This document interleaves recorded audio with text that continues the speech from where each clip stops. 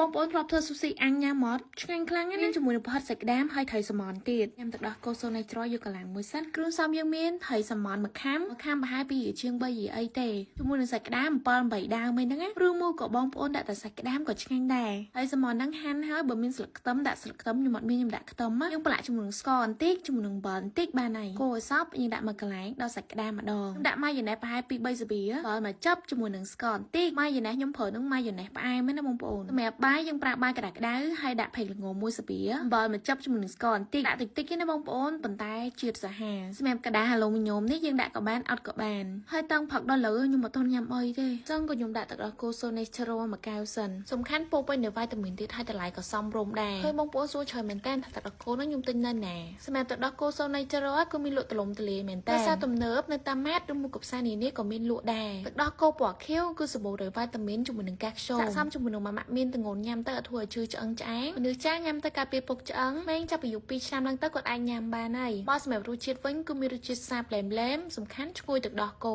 ញ៉ាំឆ្ងាញ់ជាងគេគឺពេលដែលយើងខ្លះសេតិចនិយាយរួមទៅទឹកដោះគោហ្នឹងគឺញ៉ាំបានមកផ្ទះហ្មងឥឡូវដល់បាយយើងម្ដងបងប្អូនបញ្ញាប់ធ្វើឃ្លឿនខ្លាំងមែនតើហើយឃ្លឿនឡើងវែងអស់ហើយបងប្អូនឲ្យភ្លេចថាដាក់អីបន្តយើងដាក់ជាមួយនឹងស្រាយបងប្អូនអត់ខ្វះទេជាមួយនឹងស្រាយដាក់ស្រាយហើយយើងដាក់សាច់ក្តាមឡើងស្រាយហ្នឹងកន្លែងខ្លះក៏គាត់មានលក់រាយ1000 2000អីបើសាច់ក្តាមវិញមកកញ្ចប់វា1រៀលជាងហើយថ្ងៃមុនហ្នឹងខ្ញុំនៅសល់ពងបកាអញ្ចឹងក៏ខ្ញុំដាក់ចូលហ្មងទៅបើសិនជាអត់មានក៏អត់អីដែរបងប្អូនទៅគ្រូផ្សំយើងដាក់ចូលហើយអស់ហើយបងប្អូនដាក់ម៉ាយ៉ូណេសចូលយើងប្រើជាមួយនឹងម៉ាយ៉ូណេសផ្អែមបើអាប្រៃវិញញ៉ាំអត់កៅទេហើយខ្ញុំដាក់ជាមួយនឹងទឹកម្ទេសបើសិនជាអត់ចេះញ៉ាំហត់អត់ដាក់ក៏បានដែរដាក់180អង្សា10នាទីហើយមកមុខនេះទៅនាវជាតិមែនតើគ្រូសាយើងនៅមុខបែងស៊ូស៊ីអាំងឆ្ងាញ់មែនតើហ្មងបងប្អូនឆ្ងាញ់ណាស់លេទឹកងន់មកគេលេទឹកងន់មក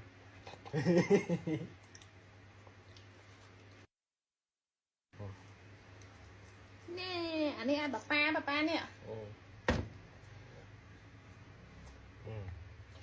ញ៉ាំមកញ៉ាំអត់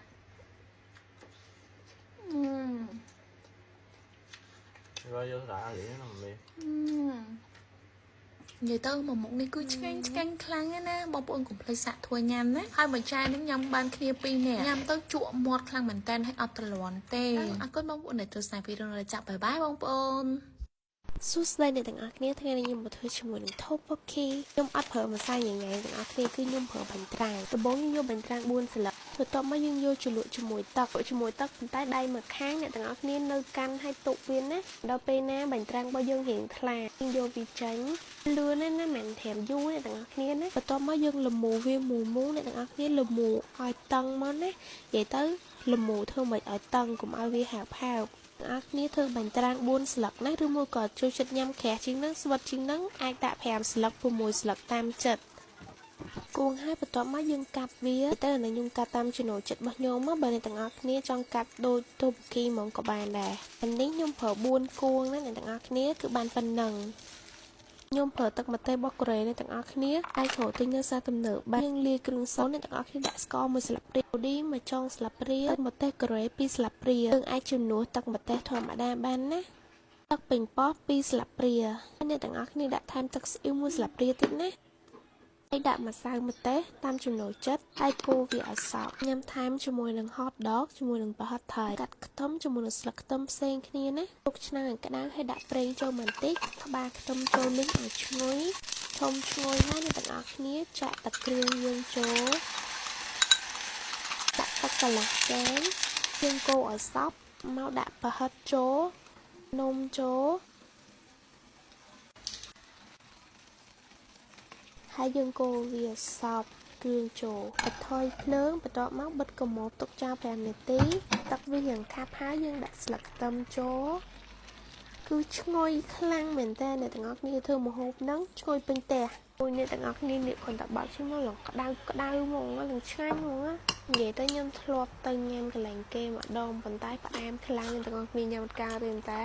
ធ្វើខ្លួនឯងមានអារម្មណ៍ថាឆ្ងាញ់អ្នកទាំងអស់គ្នា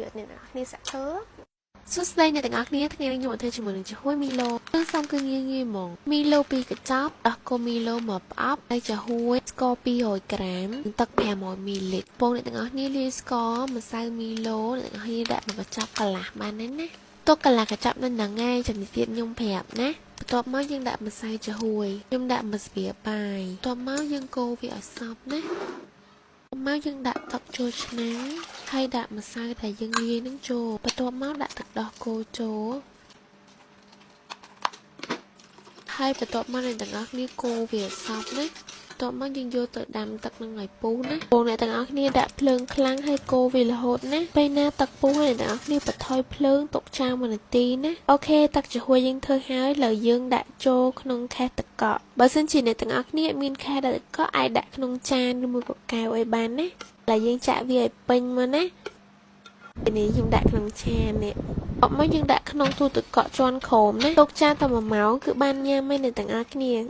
តំណងមែនតែនតែយើងយកចេញនេះមើលឡើងខ្ជូតអ្នកទាំងអស់គ្នារូបផ្កាកាឡាផងរូបផ្កាយហងរូបបេះដូងហងនិយាយទៅច្រើនណានេះឆុងអត់សូវស្អាតមកអ្នកទាំងអស់គ្នាហួយហ្នឹងអ្នកទាំងអស់គ្នាញ៉ាំតែទេក៏បានក៏លាយជាមួយនឹងទឹកញ៉ាំក៏បានដែរខ្ញុំកំពុងតែធ្វើដោះគោឆាវក្លុកដើម្បីញ៉ាំជាមួយនឹងហួយហ្នឹងអម1ម៉ោងគឺអ្នកទាំងអស់គ្នាញ៉ាំកាលប៉ុន្តែបើសិនជាអ្នកទាំងអស់គ្នាទុកបានយូរជាងនឹងទៀតណាវាត្រជាក់ឆ្ងាញ់ជាងនឹងទៀតចាហួយហ្នឹងតែមីឡូកន្លះកញ្ចប់មើលខ្ញុំលាយទឹកដោះគោមកសាវានិងទឹកមកសាវាហើយបន្ទាប់មកយើងធ្វើគោវាអញ្ចឹងតិចទៀតយើងដាក់ចូលដោះគោនេះចាហួយខ្ញុំដាក់ចាហួយនៅក្រោមនិយាយទៅអ្នកទាំងអស់នេះអាចឆ្នៃយើងធ្វើចាហួយដោះគោចាហួយអីដាក់ជាន់ក្រោមអីក៏បានដែរយើងចាក់ពី3ជាន់អីចឹងណាបន្ទាប់មកយើងដាក់មីឡូឡើងមិញថាធ្វើម៉ូតបេះដូងបេះអីឥឡូវច្រឡំដៃដាក់មកអញ្ចឹងហ្មងតំណងឈៀងអ្នកទាំងអស់គ្នានិយាយទៅចាហួយនឹងអ្នកទាំងអស់គ្នាញ៉ាំតែទេក៏បានដែរឬមួយក៏ធ្វើតាមខ្ញុំញ៉ាំអញ្ចឹងក៏ឆ្ងាញ់ដែរណាអ្នកទាំងអស់គ្នាសាក់ធ្វើញ៉ាំមើលទនីថាមកឆ្ងាញ់មកត្រជាក់ចិត្តហ្មង